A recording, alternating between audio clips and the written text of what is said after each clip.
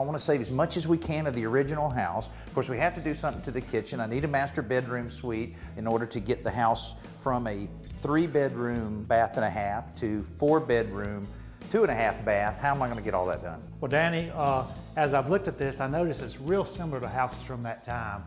And maybe if you walk over here, Danny, what if, see how I can't see into that kitchen? Right. But if I could open that wall up and I could see into the kitchen, and then I might even be able to see into the backyard, or maybe we'll think about a back porch. Well, that would definitely make the house feel a lot larger. And then while we're doing that, we might even want to open this cased opening up, and we'd kind of create a flow and really open things up. All right, now, but what about the added space that we're going to have, like a master bedroom, and we've got to have a garage, all that kind of thing? Any ideas on Well, that? why don't we walk outside and I'll show you what I was thinking on that. Perfect.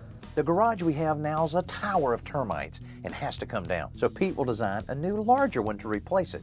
The master bedroom is a little trickier. If we look over here to the side, I think we've got plenty of room for a master bedroom. Yes. And now that I'm thinking about it, I'd probably put the bedroom to the rear. Oh yeah, and then having access to the backyard and maybe to the porch you were talking about. That's what we all want. Yeah, if we that's could go good. from our bedroom to our back porch. Right. And then maybe we'll put the walk-in closets, the master bathroom, all to the street side. I got you. Yeah, that makes sense. Good. What about this this part of this sunroom when we were inside earlier? It just doesn't seem to fit. Not very good shape. Well, maybe we'll look at when we extend that kitchen, or we may have a little sitting area in there, and we might have some kind of connecting link.